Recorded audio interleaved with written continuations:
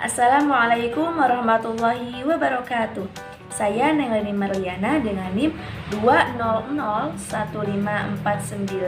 kelas PG PAUD 3B. Di video ini saya akan menjelaskan salah satu teori bermain, dan teori ini termasuk pada teori bermain modern, yaitu teori katarsis atau teori bermain psikoanalisis. Teori katarsis berdiri atas dasar teori psikoanalisis oleh Sigmund Freud yang menyatakan bahwa emosi yang tertahan atau dipendam bisa mengakibatkan ledakan emosi yang berlebihan. Oleh sebab itu, diperlukan adanya penyaluran emosi yang dipendam tersebut. Teori Sigmund Freud ini teori yang benar-benar berdasarkan kepada pemuasan kebutuhan. Jika tidak dipuaskan kebutuhannya, maka ini akan berefek pada masalah perkembangan di periode-periode selanjutnya. Maka dari itu, teori Freud ini membahas tentang tahap perkembangan oral anak. Sama halnya dengan bermain, Freud menganggap bahwa bermain ini dianggap sebagai pelepasan emosi anak atau katarsis. Maka dari itu disebut teori katarsis. Misalnya ketika anak memiliki emosi negatif atau perasaan tertekan, maka cara yang bisa anak lakukan atau emosi tersebut bisa dikeluarkan atau disalurkan dengan cara bermain.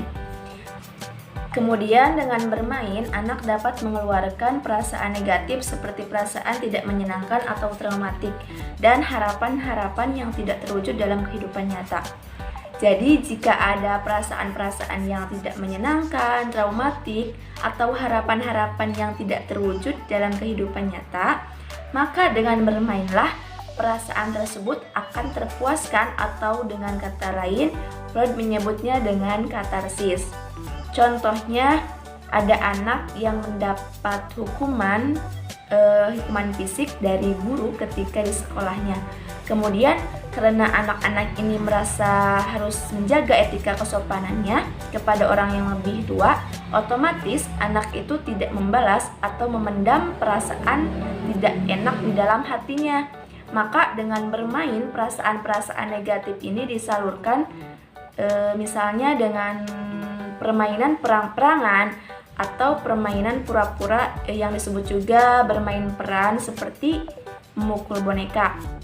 Dengan cara seperti itulah perasaan-perasaan negatif atau keinginan yang tidak terlampiaskan dalam kehidupan nyata bisa dikeluarkan dengan bermain. Nah, dengan bermain itulah anak merasa tidak memiliki konflik dalam dirinya karena konflik itu sudah terselesaikan dengan bermain. Dengan demikian, Freud percaya bermain memegang peran penting dalam perkembangan emosi anak, karena bermain itu merupakan media, sarana alat, atau cara untuk mengeluarkan atau melepaskan emosi-emosi dari dalam diri.